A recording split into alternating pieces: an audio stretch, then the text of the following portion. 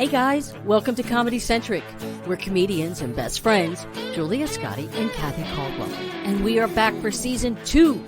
Join us for all new episodes as we catch up with fascinating comics, writers, performers, and entertainers from around the world. We'll also just kind of talk about stupid stuff and make fun of each other. But we'll have fun together, and really, that's what matters. So let's go. Here's your host, nationally headlining comedian, actress, writer, and resident crime fighter in her active adult community, Julia Scotti.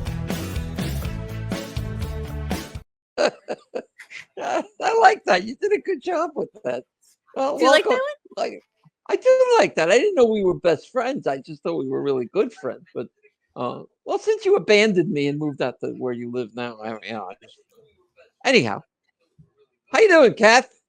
I'm excellent. Good. I hear noise and I hear like TV in the background. Is that somebody's radio? Or I think it's us. I think there's some type of echo. All right. Yeah. Jimmy, get rid of the echo, please. We're live tonight. I know. It's very exciting. You want to tell the folks out there, if anybody's out there listening? Yes. So here's, I'm going to work through this. I can kind of work through this, but we're very curious about the state of comedy. We got a lot of, there's a lot of different things going on in the state of comedy right now, and things are changing, and we have the internet, and we have internet stars, and all types of different things that are transpiring, different comedy than when we started 40 years ago or 30 years ago, whatever. So we got like basically the holy trinity of people. We got an agent and a performer and booker, and we're going to sit down and ask them and figure out what they think the current state is and how we're moving forward, and what the current landscape looks like, and how we're going to navigate the water moving forward, and maybe how comics can survive in this environment, if what their future is. This one of the nice things about doing this live is that you ask questions.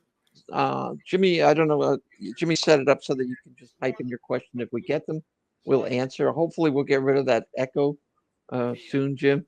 But I want to start by introducing our guests, and all three of these people I've known, over 40 years. This first one, Kate Magill, she is the founder of Sophie K Entertainment, and she is one of the leading bookers of college shows. It's a full-service entertainment agency. They do colleges, university, corporate events, music festivals. It was nominated Agency of the Year 5 years in a row by Campus Activities magazine. And I don't want to leave anything out. She won something. She'll tell us about it. I don't know what it was again. Anyway, Kate Magill. Hey, baby, how you doing? I'm good, thank you. I'm not in the frame though. I'm going to try and fix that. There you go. Hey. What did you win? What was the agency name? Legend. Legend, some kind of legend award with NACA. You've always been legendary to me. Legend, National Association of Campus Activities. All right, then our next guest, Vinny Brown. Comics know that name immediately. If you don't know who he is, where the hell have you been for the last 35 years? What was it? You said it was 1990 what? 91. I opened the club in 1991. 91. At the Clarion Hotel. Yeah, we started out as comics together. He was a comedian. He still is, but he opened up. What's the name of that little club he is again? The Stress. Oh, the Stress Factory. That's right, the Stress Factory in New Brunswick, New Jersey, in 1991, and it actually was in a hotel across the street from where the location is now. But then, when did you move into the? So in 1994. Okay. The first show was December 23rd, 1994, in the new room. He moved into his present location in New Brunswick, which is just a beautiful room to work. I've worked it many times. And he's now got one also in Connecticut in what city? Bridgeport, Connecticut. So Vinny Brand from the Stress Factory, legendary booker and comic. Finally, we have this guy. Just I've known him a long, long time. I've known him a long time because he's my manager and the founder of Omnipop Talent Group, Tom Ingegno. Come on, Tom. There he is, wearing his Yankee shirt.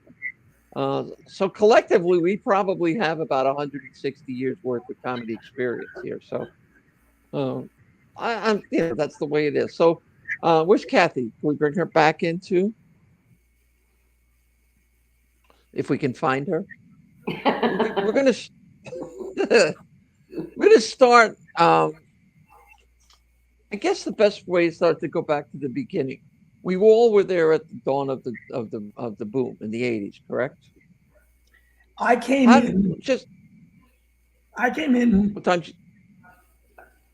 In late '88, and the boom was just relaxing. It was actually still pretty boomish, but by '91 when we opened, the boom was significantly on the trend down. So I remember opening and thinking, well, we may have missed that, but it had just peaked. So I think the peak years were '83 to '88, '89. That's what I think the peak was. And I started doing stand-up in '89. Okay. I think '89 was the top of it. That's why I got in. I like to get in late and stay in until it dies. Timing is everything. Kate, what you got in around?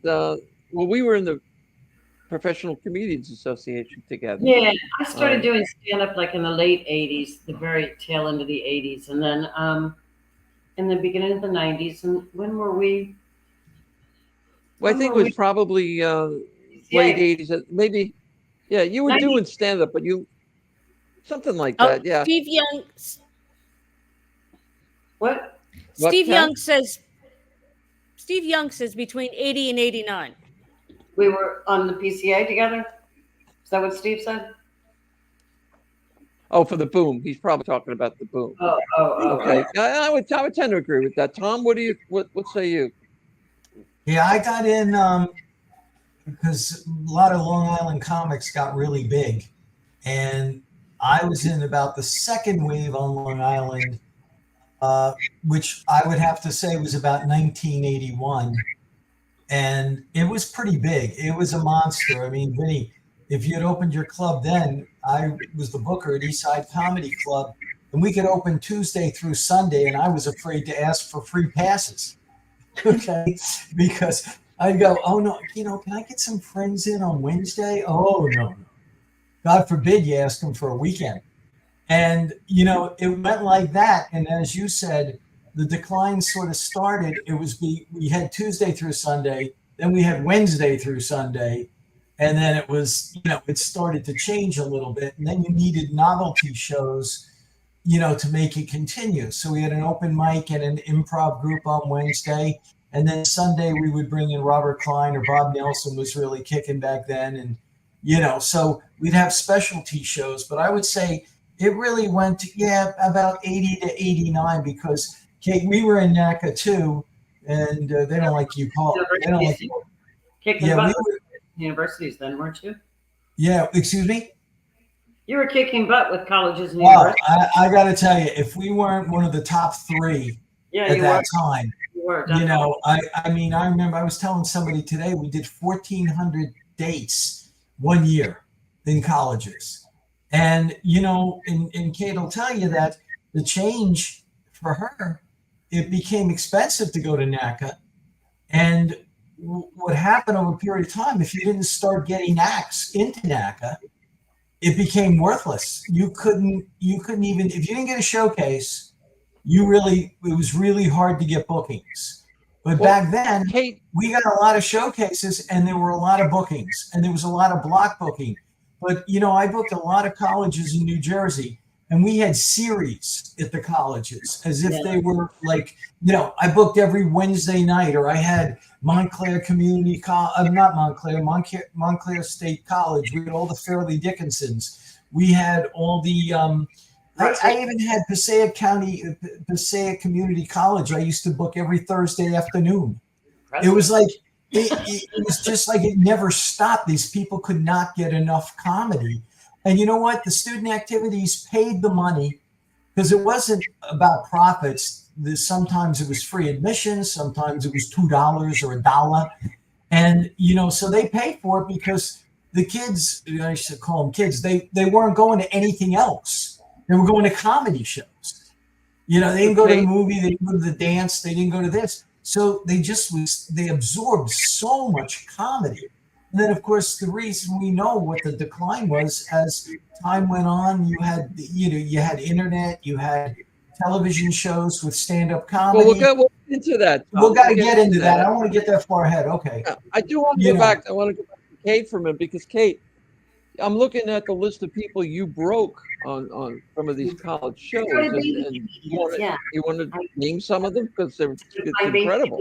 And I would get them started. Yeah. So we had John Mulaney, Birbiglia, Louis Black did his first national convention with me. He was in my booth. APA thought he was too old for the market, so they were like snarling at me when they saw him in my booth. And then he got work, and they were like, "Oh, crushed Kate like a bug." Took him back. So that who else? So John Mulaney. We had Hassan Minhaj, Amy Schumer, Michelle Buteau, Eric Andre. Matt Rife you had Matt Rife too, who's the hottest thing around. Matt Rife was on my roster through 2020, and that's when I was booking them on virtual shows, because I did a 3-person virtual comedy show called Comics Unmasked, because nobody wants to see one comedian do an hour on virtually, So this way they did 15 minutes each, and then they did a Q&A afterwards.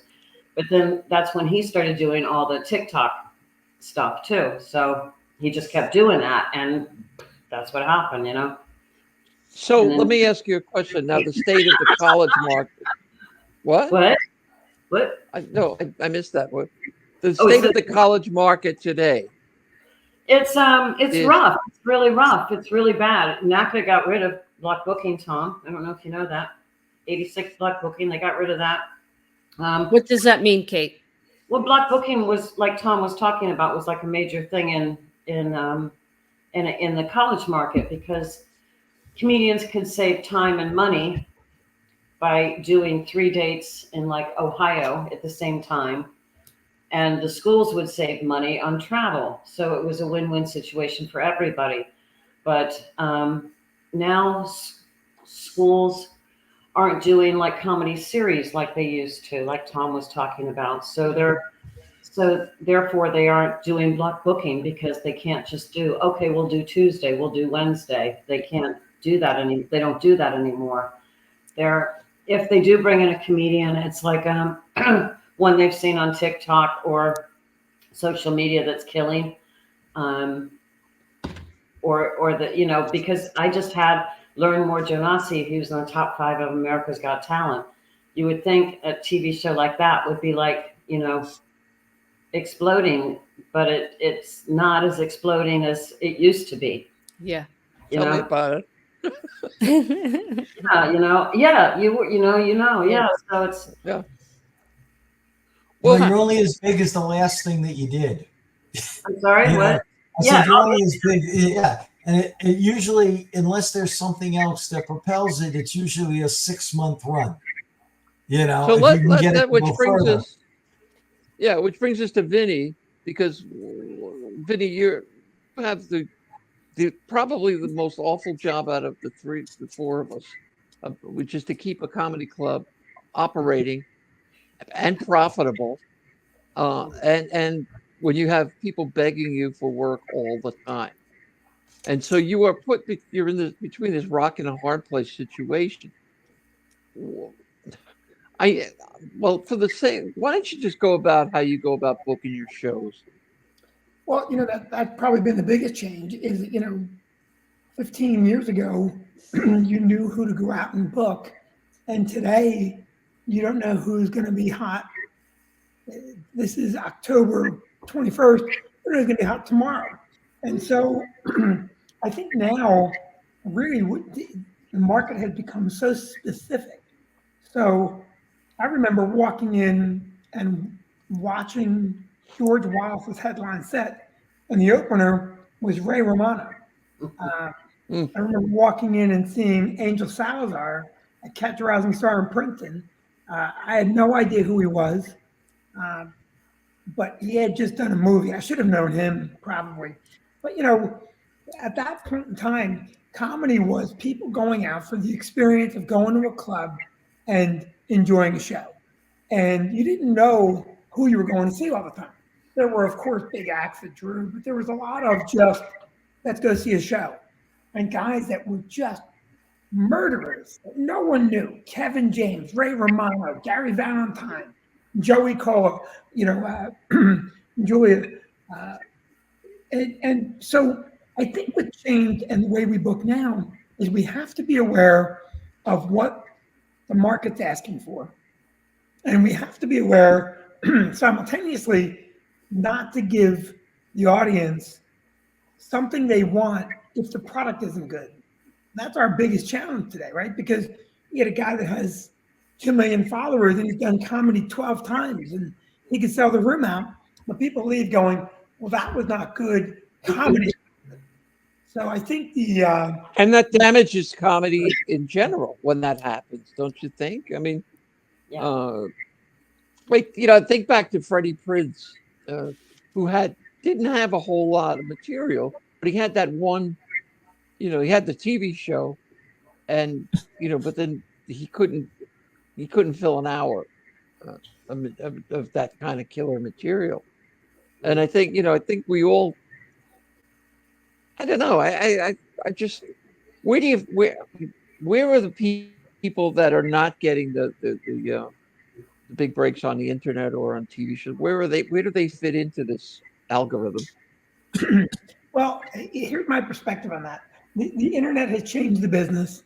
YouTube, TikTok, Instagram, everything has changed. Facebook, but really, in a way, it's made the market a more true market. So what I mean by that is, if you go out tomorrow and you find your audience on TikTok and you put out material on Instagram and Facebook and YouTube and Twitter and whatever else they're doing on Twitch, you can find your market without a gatekeeper getting in the way. So that's a very exciting time, in my opinion, for the artists, because the agents and managers, no offense to anyone on this call that's in that camp, you no longer have the ability to make somebody or leave someone on the sideline. So, a guy like Mike Birbiglia, who's gigantic, I think Mike Birbiglia made his own career. I think Mike did not necessarily get the love that he gets now.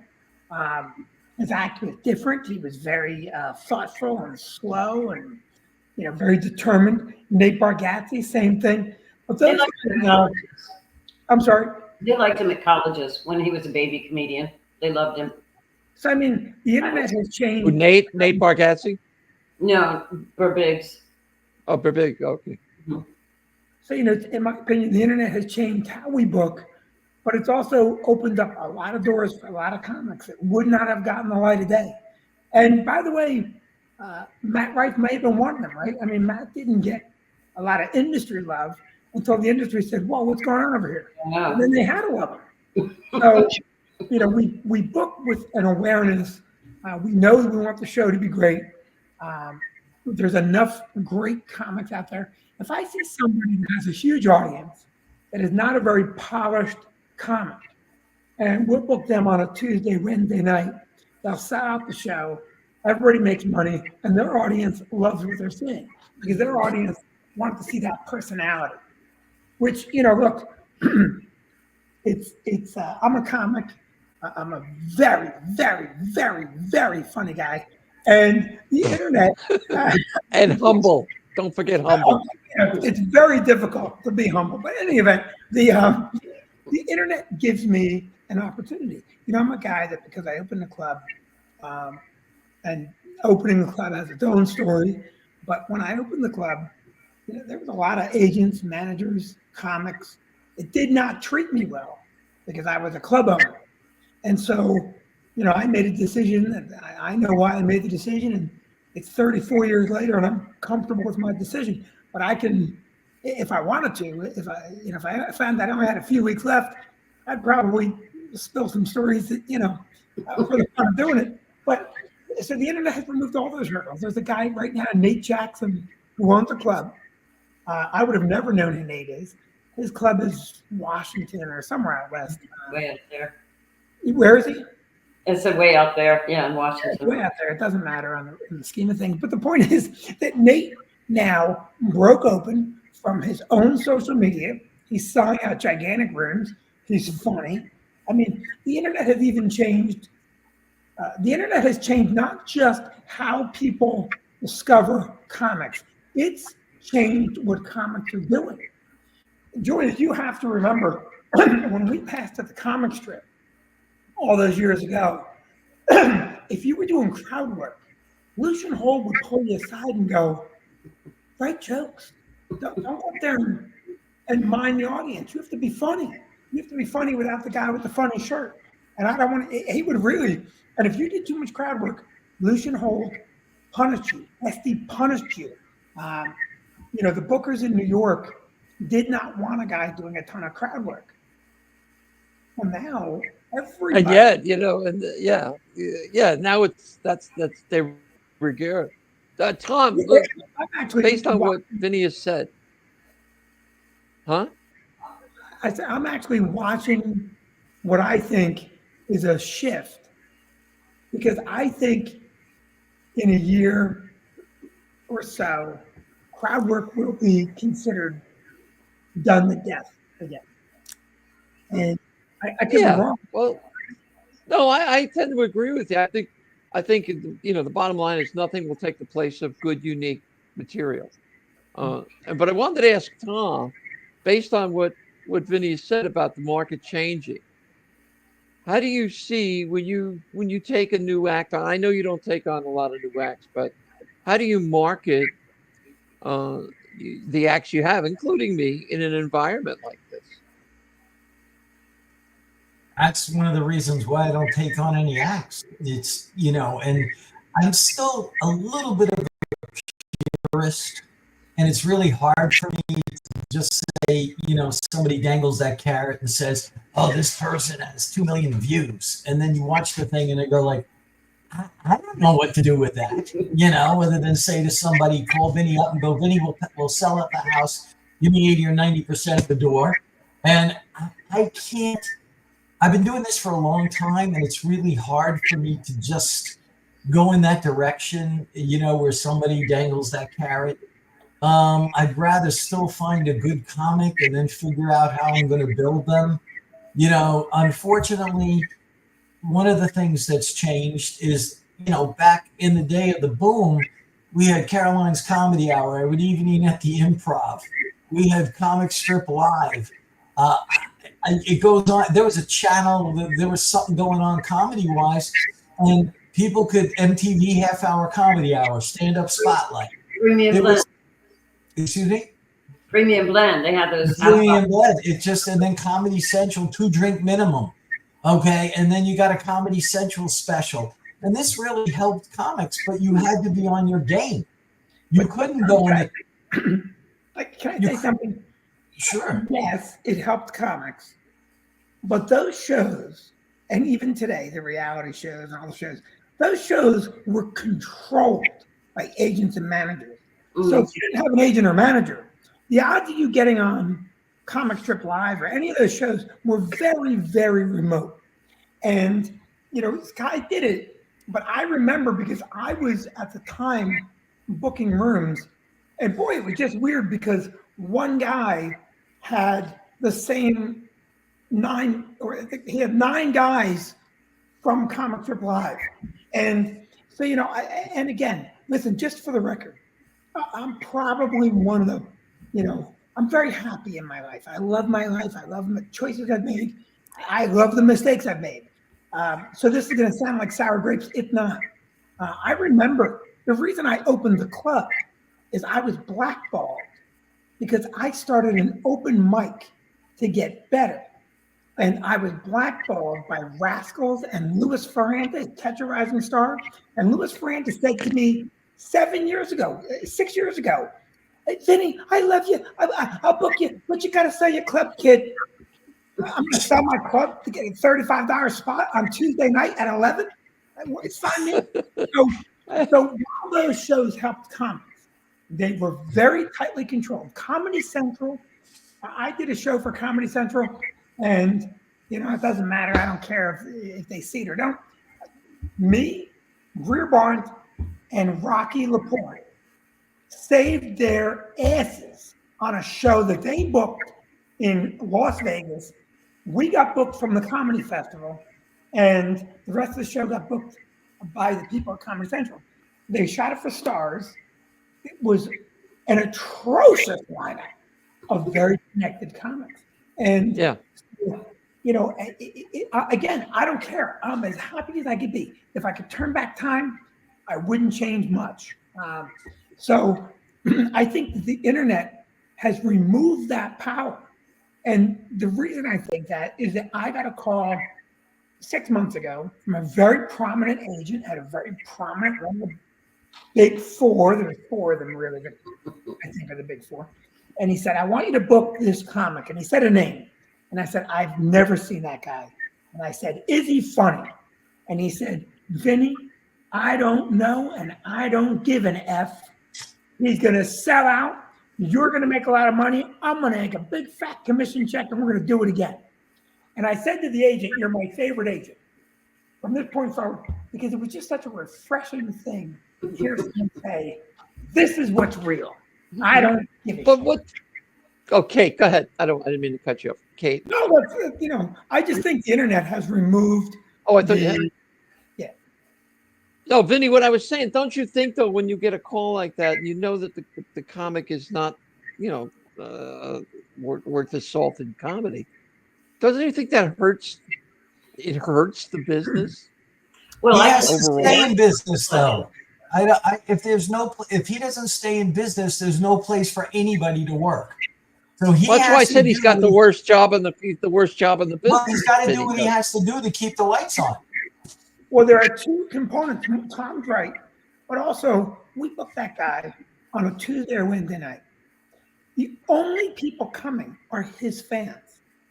That's true too. Yeah. I won't talk bad about anyone specifically, with possible exception of Julie and Tom. But the thing is, we booked an act that's a very prominent act on a Tuesday night, and they sold out. And I didn't go to the show. I knew I couldn't watch that. And I called my manager and I said, "How was it?" He goes, "That's the worst show we've ever had here." I go, "Oh no." He goes, "Vinny." They gave him a standing ovation. The meet and greet line was 200 people long. There's only 300 people in the room. So it was a Tuesday night. They're his fans, right? I mean, to some degree or another, we have to be aware as business people. There's keeping the lights on, and there's also this. If I booked for just my taste, if I said this is the only thing I like, I would probably never have, a ventriloquist. Well, Jeff Dunham and Peanut they're phenomenal at what they do. And he's very funny. In any case, he does a great job with it. But you get my point. I would not. Yeah, I do. Right. So I don't book. Well, go ahead. Finish. I got a question. Go finish.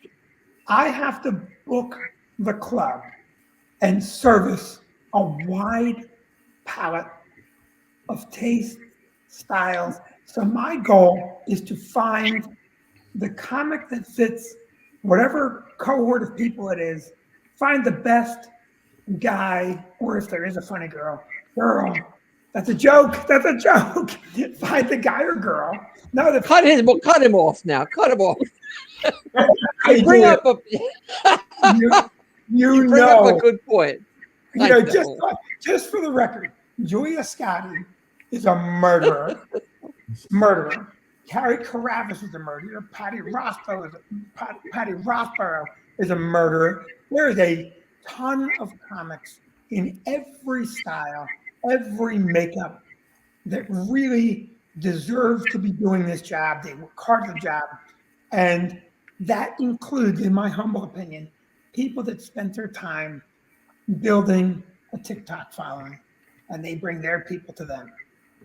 Which brings me to my next question, and it goes for you too, Kate. And so actually, two questions. Where do you used to be? You could go to the showcase clubs and find new talent and get sort of discovered there, but now we're talking about all these people in our age group. What happens to us? We hit a certain age, we age out, and all of a sudden we're not funny anymore. This is the only performing art where age works against you. A singer gets better as he or she gets older. Actors, same thing. Dancers, Writers, same thing. Dancers hit a certain age and they're out, so it's not the only profession. Well, dancers, yeah. They know that going into it, though, Kate. I mean, but the case with comics, we spend, in my case, 44 years, developing into something that, resembles a comic. And just when we think we were at that point, we get cut off. We're irrelevant. Isn't that life in general, though? I mean, once you start to get older, people just stop viewing you as being relevant. I see it in this country. Yes. Yeah. Not point, in India. Not in India, or But what happens to us? They're elderly. What happens to us? I mean, Carol Montgomery, to her credit, I got to give her credit, coming up with the concept of funny women of a certain age. It's been wonderful.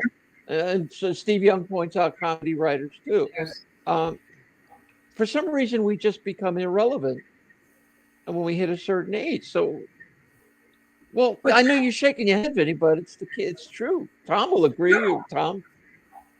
Okay, I'm not. I don't believe in No, ageism. he's not. No, he's not, Julia. He's not agreeing. No, I don't. I don't like ageism, and I will put any older comic up against any younger Excuse me, comic. I don't like it either. But it's there. Well, I'm just telling you, if you really gave them a fair chance and it was 1-on-1, I think the veteran is always going to win out. I don't care what the age of the audience is, unless they're 12 years old. Yeah. Okay. Again, let me say this, and Julia, you and I are not that far apart. We look like we are, but I know I look so much younger. So here's the thing. I think the internet has changed that too. Leanne Morgan hit in a monster way, and she's not old, but she's not young. And Louis Black is still doing it, and Brian Regan, who's been a star forever, just started a TikTok account to reignite his audience and gain an audience. And there are Kathleen Madigan isn't young. Kathleen Madigan is getting. But they all were established before the dawn of the internet. They all had their audience already. Yeah, but they have to keep it up. They have to keep it up. Yes, I agree. Yeah. That's what I meant earlier about replacing audiences with as time goes on. Are you seeing, Vinny? Are you seeing younger people coming out? Are you filling the seats with younger people? Yeah, I think young people are coming out now in a big way, and I do see the challenge of ageism. I see the challenge of ageism. I put videos up on YouTube, and I have 103,000 followers, and I'm really happy about that, right? And I want to try and get to 200,000. I'm stunned. I find it so hard to believe, just because that you. No, I gotta tell you, it's 103,758. Oh, you're gonna show me? I can't believe you got actually. And so, but I had to look at the game and decide whether. And by the way, again, no sour grapes. I've got comics that come to my club. They don't want me to MC because they think, well, he's getting jokes, he's getting laughs. And listen, well, Tom, you've probably heard comments, and you've heard me complain about that in the past. And then there's comics like you, Julia, who say, please go up and be funny. Please go kill. Because you're not concerned in the least that you're not going to be able to follow somebody because you're a pro. So, back to my point, I've been shunned by a lot of people in the industry. No sour grapes. My house is nicer than 99% of them. So I'm okay. But it's up to me now to figure out a way to reinvigorate, instigate new followers, instigate new people. Now, when I put these videos out, they'll make in the comments, they'll be like, stop it, old man, you're too old to be doing jokes. And I just laugh, but I go right back at them, and I'll write ridiculous things like, how dare you call me old, you whippersnapper? I'll meet you anywhere. And I just Z out like I fell asleep. So I troll them back. And more often than not, those people come and follow me. And I go, this guy doesn't care. Like, you can't troll me. My self-esteem couldn't be lower. Well, I have a question for all three of you, though. And how do you market in this? I know Tom and I have been back and forth on a million different marketing plans for not just me, for all of us acts. How are you, Kate? How have you changed your marketing techniques, and what could comics do to market themselves a little bit better? I do a monthly newsletter, and that I keep changing, but it's directly to colleges and universities, from delegate list for conferences that I go on and stuff. So I do Instagram, I do Facebook, but I don't think many students use Facebook, so it's not like as relevant as other things. But that's basically what I do, and I change the I like to change the pictures of people so it looks fresh all the time, so it doesn't look like I'm just putting the same person in the same picture up all the time. I like to, I'll search for different pictures of people, of the comedians that I use, so that always looks different, because you never know what's going to catch somebody's eye that one time, Use different links for them to watch, because you never know what's going to catch their fancy or whatever. How long are the comedians doing for a set? Sorry, how long would you say? I book hour shows. I book shows for an hour. They do an hour. Okay. Yeah. Sorry, Vinny. Vinny, what were you going to say? Most of the college shows are one person, so they've got to cover. Yeah, they got to do the whole thing. I think doing it, you're right. I think you're right about Facebook. Thank God that they linked it with the Instagram, so that you could do the Facebook and then get it over to Instagram. And I agree with you on changing things up as much as you possibly can, which is often difficult. Nobody knows. Nobody's been able to figure it out. You put somebody up, in an hour, you get 30,000 views. You put the same person up with another little thing and you get 10. Yeah. I don't think anybody, you can really figure it out. And sometimes I see the stupidest things and I giggle, and I don't click I like it, but I go, oh, that was stupid, but I laughed, and I gotta tell you, the next thing you know, that person has 100,000 views on this one stupid little thing that makes literally no sense, and we can't figure out why. And I gotta tell you though, I'm driving up the New Jersey Turnpike. I forget where I was going, but I'm behind a bus, and I look up, and what do I see? You're Vinny.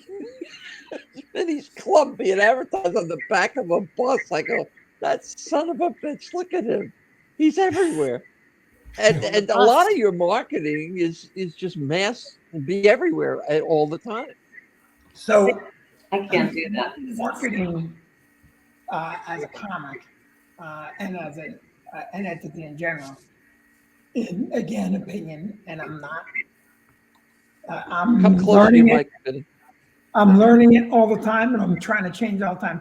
But I look at the guys that are very, very successful, the girls that are very, very successful, and the thing that works is that in marketing, you're putting out product.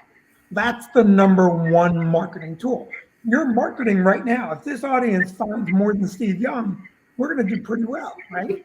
So, you got to do that. Now, when you get the straight old-fashioned nuts and bolts marketing, if I'm marketing Julia Scotti tomorrow, I'm taking all that you are, I'm finding a good clip, I'm finding out where you're performing, and I'm going to take a 35-mile radius, and I'm going to sell ads to a specific market for Julia Scotti. Now, when I put a bus ad up, I'm telling everybody, Stress Factory exists. This is us. And then I'm hoping someone goes, I've heard that place. I'm gonna go look at it. Now, if you look at the nature of Coca-Cola, #1 soda in the world, and I tell people all the time that Coca-Cola is the #1 soda in the world for one simple reason. It has nothing to do with taste. They're #1 in the world because they never stop telling you that. And they reinvent. They make their marketing catchy and fun and innovative. And so they make their marketing something that you will watch and you will like. They're obviously not connecting with you personally, but all these big brands right now. I would never resort to that to try to sell this show. You could run an experiment right now. You could go on Instagram and you could text in to almost any big company. You can on Twitter, Instagram, and you can write, for example, having trouble at the United Terminal in Newark. And very often you will get almost instant reaction. And the reason they do that is because they have to. So think of that now in terms of a marketing perspective. If you're online answering questions directly and they go, Julia Scotti, answer me directly. If you go on my YouTube started exploding because I respond to as many comments as I can, nonstop. And when I respond, I can watch my numbers go up. Instantly. Tom, how does that apply to your business? Well, because I have all old comics, I had to take the bull by the horns, and I said, I created my person created the Instagram account, the Twitter, the X, and the Facebook, but you were all as one, so that helped pull the numbers up pretty good, significantly, and I did that because. And it was hard to even say, hey, can you please be a collaborator? Can you please be a collaborator? And we're going like, I have to call you guys up to say, hey, could you please be a collaborator? I go, I'm trying over here. So we kind of ran out of material because we had edited like hours of your material from everything we had, from everybody I had. We were digging out things like from comics in New York City, Vinny. I was digging out clips, but some of them, which is kind of true. It's like if you're a good comic, you were a good comic. So that set of comics was pretty good, and still held up today. So I don't know. I had to take all of you guys and make it as one unified thing. And, sometimes I put Julia up, was one of the first ones we put up. And as the perfect example, we started at noon. I said, well, let's check at 3:00. And we had like 30,000 hits on this one clip in 3 hours. Okay. And we were never even active. Like, in other words, I had no followers, and so then we kept working at that. But, that's not what I want to hear, that you had no followers. I think it sort of gets to be a little bit of a burnout because I'm starting to see things that don't pop up as often anymore. You mentioned Karen Morgan. I don't know why. She pops up in my feed all the time, and I don't think I ever liked it.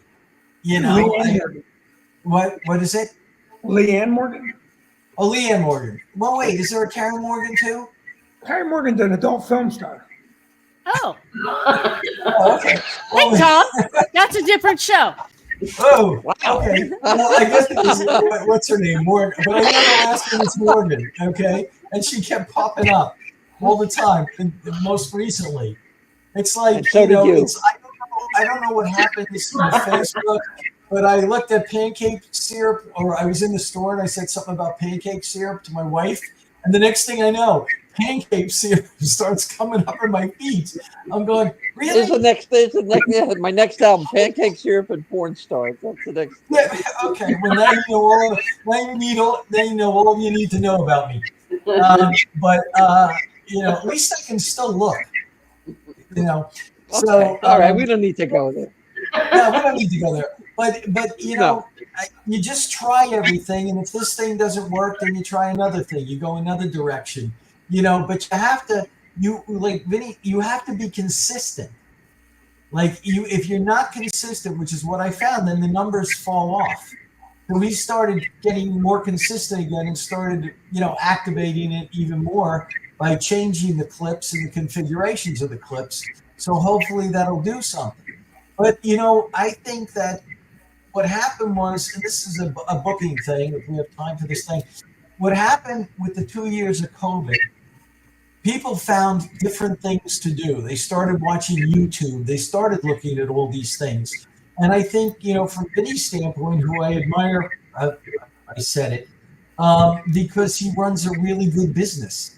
He keeps turning it over. He keeps trying to market it. He keeps trying something new, and he's always willing to try it. I think during COVID, I asked him one time, "Are you really going to put that tent up?" And he goes, "If I don't, I might as well fold my doors, close the building."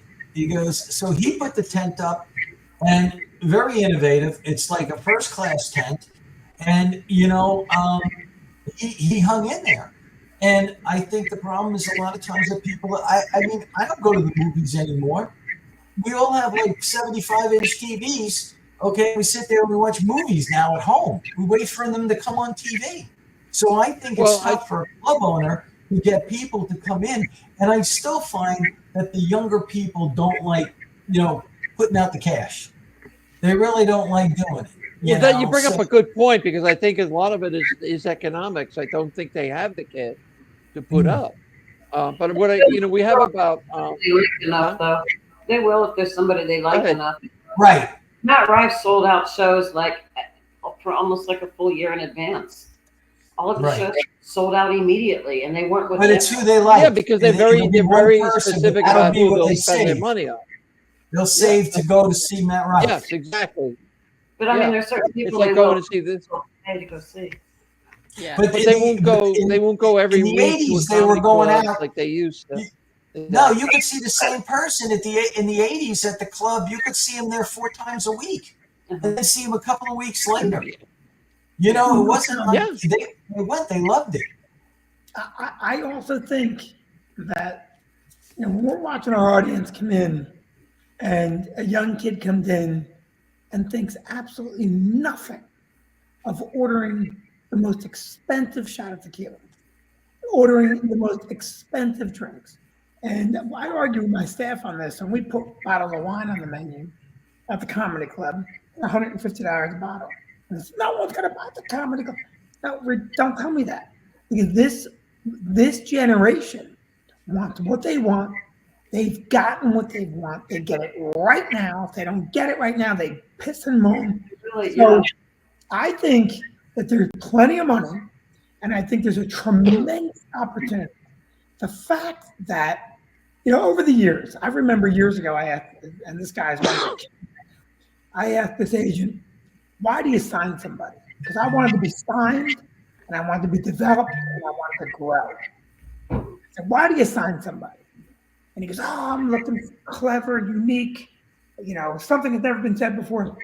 And I stopped him because he had just been in a war trying to sign one of the least original comics, but a great comic, but not original. And I said, stop. You're telling me a fairy tale. And that's why the agent that said to me, I don't know and I don't care, is more my speed. Tell me what the game is. Now, those agents, all of them that have never signed me, if tomorrow I have 1 million followers, they will shamelessly say to me, I've always thought you were funny. You just have to know the game And you have to realize that the change isn't bad. It just is, right? We can't be the guy sitting on a horse watching a Model T drive by going, that'll never catch on, because it's going to catch on. And so, well, you bring up Steve Young at the comedy show. We had great shows every week, and it was the show that brought the people back, not specific comics, unless we brought in Leno or Seinfeld. Yeah, that is true. But that was a different time. My question before we go, because we're kind of running short on time here, for each of you, two questions actually. Three. Where are you seeing the new comics? Okay. What do you think the future of stand-up is? And what was the last one? What? Well, let's leave it at that. Answer. Hey, start with you. Ageism and dementia. I forgot my last question. Okay, where do you see future? And well, the question was, what do comics need to do to get your attention? Okay, so Kate. Well, basically, I like cleaner comedy because I'm booking colleges and universities.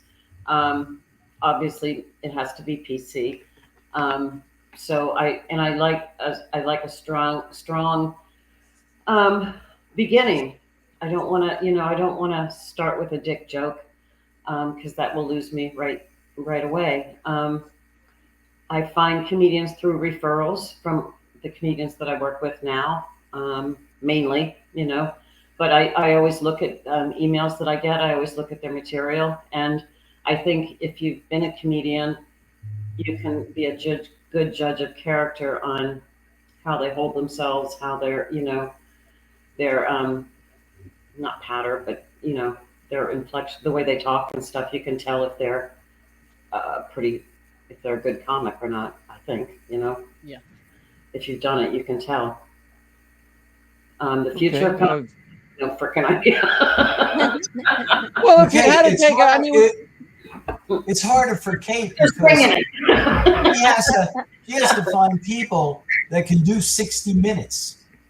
So it's not like, when you go out and you find this young comic, oh, he's a good looking kid. It's not going to matter if you can't do the 60 minutes because we have to contract those things, those colleges, as an isolated person. So it becomes, I think, I don't want to answer the question yet, or I just think it's becoming. Yeah, we're saving you for last. Oh, jeez. I'm just going to say it's harder and harder to find good comics. That's the hard part right now, to find really good comics and not social media. Well, define a good comic. What do you define a good comic as? One that can do 60 minutes and make you laugh, right? And material. I like really good material. I like a well-written not crowd work. Bad cap, but that's what I like. No, it's a good point, Vinny. What about you? Where do you what? Well, first I'd like to say to everybody here that is a booker, I do colleges. I'm very funny. I don't open with a dick joke. To me, are you asking me what defines a good comic? Because no, I asked three previous questions, which you obviously didn't write down. No, I did. I know. I didn't know if you changed. You want to know where I'm finding comics? So a lot of the question, I want to know where because in the old days we had the showcase clubs to work. Where do you go? Where do those kids go, and where do you find them now? So are you doing anything to foster the community? We have an open mic. A lot of referrals, and a lot of headliners are bringing out opening comics. So we see them. Okay. Tom used to book the features in Brunswick and Bridgeport, and it's not even worth having him do it anymore. Not because Tom doesn't do a good job, but because every headliner is bringing somebody. So we meet a lot of individuals that way. And of course, we are looking at social, right? So there's a girl out there now. I don't know if she's good or not. She seems like she has a really strong personality. But Jet Ski McGee, is that her name? Jet Ski. I don't know. Yeah, so there's a girl, Jet Ski Johnson, whatever her name is. And she's got a big social presence and she's out there. And so we'll look and we'll see if we like her and we'll bring her in. It's a lot easier because of social media. It's a lot harder because the downside of social media is if tomorrow I have 2 million followers on Instagram, now you've got to negotiate with me, and I want all the money. And I'm not saying that about myself. I've always already decided that I'd always let everyone eat. If you ever got big, you let everybody eat. Some guys are great that way. Some guys are not. And so, it's a lot of fun that way. And then, what's good to me? Crowd work can be amazing. It can be amazing if it's good crowd work. If it's good Crowd work, yeah. exactly. And crowd work can be garbage, just like material can be garbage. I just heard a comic on Sirius a couple weeks ago. I've always been a clean comic.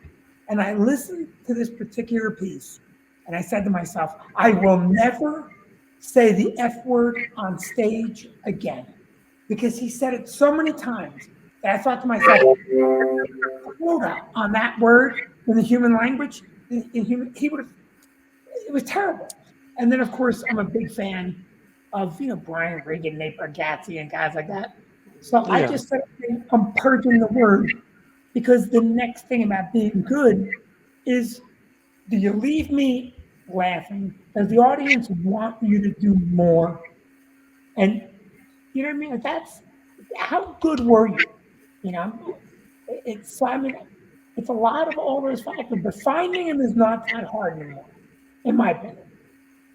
And Tom, I know that you get bombarded from comics all the time. I know that I get bombarded asking me to ask you to represent them. How do you answer those? And did you get him to do it yet, Julia? Because I really would love for him to represent. No. I had to wait 20 years. I think a lot of my comics speak for me when they go, I'll talk to Tom, I'll ask him, but I know what he's going to say. It's been hard enough coming out of the COVID thing, the 2 years. Okay, and until the people that I am working for right now are full, then I really don't, I may put some shows together with people that are off my roster. But as far as taking somebody on right now, I got my hands full with 13 people. And I've not been able to add to that. You think I would love to do that, but I can't. Where am I going to put them? Vinny will tell you the one thing, and the one day when the comedy thing was just absolutely wonderful, was that you could put a good show on in a comedy club.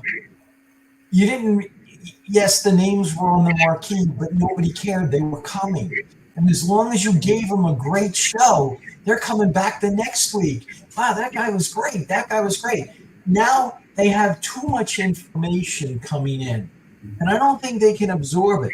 I mean, I even remember one time I was the booker of Eastside Comedy Club, and I remember one time we had Rich Jenny there, and we were pretty full, and these people were coming to the door, and the guy was putting out the money. It was like, I forget how much the ticket was, and she says, "Hey, who's here tonight?" And I'm going, okay, clearly a case of somebody who didn't care who was here, nor were they paying attention. But more often than not, it was the comedy club survived because if you wanted to build a good comedy club, you just built a good show. And if you built a good show, they came. And that's not what it is anymore. Now you have to configure things, and you got to work your way into trying to figure out what they want. And they don't want the same thing every week, right, Vin? I think you got to give them something different. There's a couple things that you're spot on in a lot of ways, and then yet I also say you cannot just book a great show and be successful because the marketplace has changed. Now, when I opened the club in 1991, and when we moved in '94, there was still people going out to celebrate at a comedy club. But since that time period, think about the explosion in entertainment options. And entertainment options are more than just let me go sit and watch something. Top Golf, F1 race cars, paintball, the Jets, the Giants, the Knicks. Football is now on 4 nights a week. Professional football is on. Is it on Monday, Thursday, Saturday. It's 2 games tonight. Yeah. It's 2 tonight. Okay, soccer has become gigantic. Women's basketball this year, women's basketball. Caitlin Clark exploded a market for women's basketball. I had 3 guys ask me if I watched the final last night. I didn't, but I would have.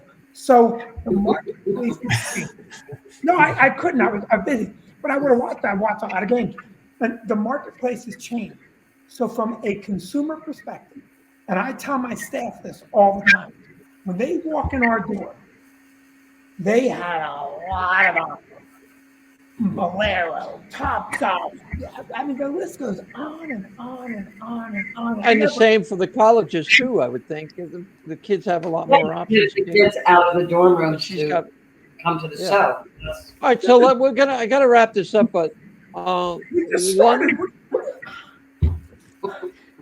it's an hour show. An hour, Vinny. 48 minutes. 48 minutes of which you were talking. You knew when you booked what me what you were getting. I know exactly what I was getting. I can just sit here like this. I gotta say thank you to all of you, because I appreciate you. You know, we both do, Kathy, and I appreciate you taking the time to do this. I think it's important for younger comics to know what's going on, because I know, especially like with you, they bitch and moan about you because they can't get in the club, and I go, I don't know what to tell you. He's always willing to give somebody a chance. Tom, same with you. Hey, I know you probably have people want to go to NACA with you every year. Do you still go to NACA? Do you still go? I'm going this Yeah. week. So I mean, but guys, comics, if you're listening, all I can tell you is it's a hard business to get ahead in. These people have been around. They know, they can help you if you're open to being helped. You guys have any closing comment you want to make before we wrap it up? Oh, Vinny, I'm going to save you for last. Tommy, you want to say something? I just rather answer the questions. Okay. So I think we covered a lot of the stuff. I think we did. Yeah. 3 different perspectives. The thing with Kate, she books a college. She knows that they're going to get paid, right? They're going to get the money. Once you sign that contract, that school's paying that money, whether 4 people show up or 400 people show up. Vinny's got to keep he's got to keep the place afloat. People forget that when you open up a club, you got to pay the rent. You got to turn on the air. You got to turn on the heat. You got to pay the staff. You got the tax man. Now notice, and all this other stuff that's going on. And I think that sometimes, and over the years, since when he started, I'm sure his rent went sky high. And, so people have to be aware of, like, when they say, oh, this guy won't book me. And say, but, you're not going to put anybody in the room. It's hard for me too, because I would love to, look, I got a relationship with Vinny. And if I really wanted to put something in there, I know he'd help me, but am I helping him? At this particular point, Yeah. It has to work both ways. Mm-hmm. Well, Kathy, you want to say anything? Close it out. Just thank you guys for being here. I mean, what a Vinny panel! Vinny, Wait a minute. he didn't go yet. He didn't go. I'm sorry, Vin. I'm sorry. No, thank you all for being here. What a pleasure. ahead, Vinny. You guys have been great. Wait. Hold on, Kathy. Let Vinny close it out. Go ahead. To me, it's the most exciting time to have. And to Tom's point and your point, Julia, about just building a great show, you did one of the state theater shows with me, Comedy Night Live. We just put on 5 great comedies. We just did another one the other night. We had 780 people buy tickets for the show, and people walked out going, that was tremendous. And they didn't know anybody's name. So there's a market for that too. I think that if we can take anything from it, and you were all really insightful and fun to listen to, what I always say, I'm an eternal optimist. This is the most exciting time, because if you can be brave and you can be consistent and you can be funny, you can make a living doing this. And don't be afraid of any of the changes. Don't be afraid of any of it, because really at the end of it all, it's just life. You got to make fun no matter what you do, right? So there we go. That's it. Wonderful. Thank you all for coming on tonight. Who's ever listened, Steve Young. Thank you. Thank you, Steve. Stuff. Thank you, Steve. Thanks, Stephen. Good night. Good night. Right. Here, old Thank you all. Steve. We need to what? Oh, by the way, if you're interested, the music should be coming up under us right now, but I don't hear it. Anyway, Can I say if you're one thing, interested- Julian? Go What you ahead. should do right now is give your social media handle out. Like I'm Vinny_brand on Instagram, VINNIE_brand. YouTube is Vinny Brand Comedian. Facebook is Vinny Brand Comedian. My cell phone number is 908-601-69. What's your social security number? We need that. Vinny too. doesn't care. He'll give out his phone number. He'll never call you back. He doesn't give a shit who he gives it to. Kate, what about you? You want to give out your stuff? No, I got nothing. Great idea, Vinny. Tom, if somebody's interested in booking one of your comics, say an elderly fat transgender woman, how would they reach you? Oh, Dave, I'm here. You know, Tom@omnipop.com. Just email me. And we'll get it done. Where are we, Jimmy? If they want to follow us on YouTube, how do they follow us? They go to Jimmy. How do they follow He's me? out getting. No, Vinny Brand? Jimmy. He's out. I don't know where Jimmy. he is. Jimmy just went out. He put on Bohemian Rhapsody so he could take a comedy-centric podcast. I'll try to put in the chat for you. Okay, and if you're interested in buying merch, Jimmy will put the thing up. ShopComedycentric.com. What is it? Shop.comedycentric.com? Yes. I think I should know that, wouldn't you? It's pretty easy. Good stuff. You just do shop. I know. All right. Thank you all, and Thanks, guys. have a great. It was a great time, and it was everything I hoped it would be, and more. Thank you all. Play the music, Jim. Waiting Bye, on guys. the gun.